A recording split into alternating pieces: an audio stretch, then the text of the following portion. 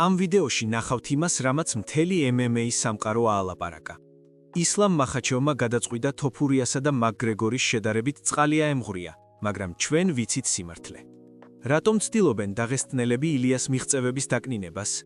დღეს ჩვენ დავამტკიცებთ, რატომ არის მატადორი ყველა დროის საუკეთესო ქვემსუბუქი წონის მებრძოლი. ყველაზე მთავარი ვიდეოს ბოლოსაა. არ გადართოთ. როცა დილით ტელეფონს იღებ და მებრძოლების კომენტარებს კითხულობ, ხვდები, რომ ილია თოფურიამ ყველას სიმშვიდე დაუკარგა. განსაკუთრებით კი ისლამ მახაჩოვს. ისლამმა გადაწყვიტა თავისი თავდაბალი აზრი გამოეთქვა და პრაიმში მყოფი კონორი ილიაზე მაღლა დააყენა. მაგრამ მოდით რეალობას ჩავხედოთ თვარებში. ეს მხოლოდ შიშია იმისა, რომ ილიამ მალე მათ დივიზიონში ავა და ყველას სათითაოდ მიხედავს. მახაჩოვი ამბობს, რომ კონორს უკეთესი ტაიმინგი ჰქონდა. კი ბატონო, კონორი იყო კარგი კონტრშემტევი, მაგრამ ვის წინააღმდეგ? ილია თოფურია არ არის 2015 წლის მებრძოლი. ის არის სპორტის ევოლუცია. ისლამი ამბობს, რომ კონორი არ აცილებდა დარტყმებს, მაგრამ განა შეიძლება შეადარო მაკგრეგორის ძველი სტილი ილიას თანამედროვე სრულყოფილ ტექნიკას? ილია როცა ურტყამს, ის მხოლოდ კი არ ეხება, ის ანადგურებს. ილია თოფურია არის მებრძოლი, რომელმაც დაამთავრა ისეთი ლეგენდები, როგორებიცაა ვოლკანოვსკი და ჰოლოუეი. ხალხს ავიწყდება, რომ კონორს ასეთი მკვლელების წინააღმდეგ ილიასნაირი დომინაციით არასდროს უჩხუბია. მახაჩოვი ცდილობს კონორის ქებას, იმიტომ რომ თოფურიას სიტყვებმა ქედმაღლები ხართ და ყველაფერს წაგართმევთო, გულზე მოხვდათ. დიახ, ილია მოვა და წაიღებს ყველაფერს, რადგან მისი მუშტი დღეს ყველაზე მძიმეა UFC-ში.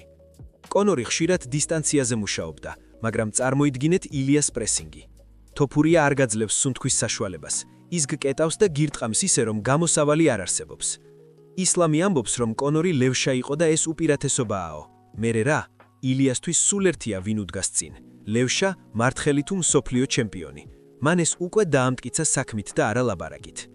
მოდით ახლა ტექნიკურ დეტალებში შევიდეთ, რადგან ისლამ მახაჩოვი და სხვა ექსპერტები ხშირად მხოლოდ ზედაპირულად საუბრობენ. ისინი ამბობენ ტაიმინგი, დისტანცია, კარატე სტილი, მაგრამ სად არის ეს ყველაფერი, როცა ოქტაგონზე ილია თოფურია შემოდის? ილია არ არის უბრალოდ მოჩხუბარი, ის არის უმაღლესი დონის ინჟინერი გალიაში. მისი სტილი ეს არის კლასიკური ბოქსის, მძლავრი ჭიდაობის და დაუნდობელი აგრესიის ნაზავი, რასაც 2015 წლის კონორიც კი ვერ გაუმკლავდებოდა. ხალხს უყვარს კონორის ფართო დგომის გახსენება. დიახ, ის შორიდან კარგად მუშაობდა, მაგრამ დააკვირდით ილიას დაცვას. თოფურიას ბლოკი არის ერთ-ერთი ყველაზე მყარი მთელ UFC-ში. კონორი ეყრდნობოდა იმას, რომ მისი მეტოქეები შეცდომებს უშვებდნენ და იხსნებოდნენ. ილია კი შეცდომებს არ პატიობს. როგორც კი კონორი თავის საფირმო მარცხენას მოიქნებდა, მატადორი თავისი ელვისებური კონტრშემტევის სერიით მას მაშინვე დააჩუმებდა. ილიას კომბინაციები არ არის 1-2, ეს არის 6-8 დარტყმისგან შემდგარი ქარიშხალი, რომელიც იწყება თავით და მთავრდება ღვიძლით. და ახლა გადავიდეთ მთავარზე, ჭიდაობა და პარტერი. მოდით სიმართლე ვთქვათ, კონორ მაკგრეგორის პარტერი ყოველთვის იყო მისი სუსტი წერტილი. დიახ, ის არ იყო 0, როგორც ზოგი ამბობს, მაგრამ ილია თოფურიასთან შედარებით ის სკოლის მოსწავლეს გავს. ილია არის შავი ქამის მფლობელი ჯიუ-ჯიტსუში. მისი ჭიდაობის ბაზა იმდენად ძლიერია, რომ მან ბრაის მიჩელივით გრეპლერიც კი დაამამიცა და დააშობა. თუ კონორი შეძლებდა ილიას დარტყმებისგან თავის არიდებას, რაც ნაკლებად სავარაუდოა, პირველივე გადაყვანისთანავე ბრძოლა დასრულდებოდა. ილია მას უბრალოდ გადაყლაპავდა ნოხზე. ისლამი ამბობს, რომ კონორის ტაიმინგი უკეთესი იყო, მაგრამ მოდით გავიხსენოთ ჩედ მენდესის ბრძოლა. მენდესმა, რომელიც ილიაზე ბევრად დაბალია და ნაკლებად ტექნიკური, კონორი არაერთხელ დააგდო და სისხლი ადინა. ილია კი მენდესის გაუმჯობესებული 10 ჯერ უფრო ძლიერი ვერსიაა. თუ მენდესმა შეძლო კონორისთვის პრობლემების შექმნა, წარმოიდგინეთ რას უზამდა მას თოფურია, რომელიც ფიზიკურად ბევრად უფრო ძლიერი და გამძლეაა. კონორს ჰქონდა ერთი დიდი პრობლემა. ის ტყდებოდა, როცა საქმე რთულდებოდა. ჩვენ ვნახეთ ეს დიასთან, ვნახეთ ხაბიბთან. ილია თოფურია კი არის მებრძოლი, რომელიც სირთულეების დროს უფრო მეტად იხსნება. მისი ქართული სული და გამარჯვებულის მენტალიტეტი მას საშუალებას აძლევს, რომ ბრძოლის ნებისმიერ წამს მოძებნოს გამოსავალი. ილია არ მოდის საჩხუბრად, ის მოდის ისტორიის დასაწერად. ბევრი ამბობს, რომ სპორტი შეიცვალა და დღევანდელი ათლეტები სხვა დონეზეაო. ეს სიმართლეა. ილია არის ამ სპორტის ახალი მწვერვალი. ის რაზეც კონორი 10 წლის წინ აკეთებდა, დღეს უკვე აღარ მუშაობს ისეთ მანქანების წინააღმდეგ, როგორიც არის ილია. მაგრეგორი იყო ვარსკვლავი, მაგრამ თოფურია არის მებრძოლი. და როცა ოქტაგონზე ვარსკვლავი და მებრძოლი ხვდებიან, ყოველთვის მებრძოლი იმარჯვებს. როცა ჩვენ ვსაუბრობთ ილია თოფურიასა და კონორ მაგრეგორის პრაიმ ვერსიების შეჯახებაზე, უნდა გვესმოდეს ერთი მთავარი რამ – მენტალიტეტი. კონორი იყო შოუმენი, რომელიც თავისი თავდაჯერებულობით მეტოქეებს ბრძოლამდე ტეხდა. მაგრამ წარმოიდგინეთ, რა მოხდებოდა, როცა ის ილია თოფურიას წინაშე დადგებოდა. ილია არ არის ის მებრძოლი, რომელსაც სიტყვებით შეაშინებ. პირიქით, ილიას მზერაში ჩანს ის ქართული შეუპოვრობა და სიმშვიდე, რომელიც ნებისმიერ ფსიქოლოგიურ ომს აზრს უკარგავს. ისლამ მახაჩავმა თავის ინტერვიუში ახსენა, რომ კონორის ტაიმინგი სხვანაირი იყო. მოდით პირდაპირ ვთქვათ, ისლამს უბრალოდ არ აწყობს აღიაროს, რომ დღეს ქვემს უბუქ წონაში გამოჩნდა კაცი, რომელიც თავისი დომინაციით ხაბიბის ეპოქასაც კი ჩრდილავს.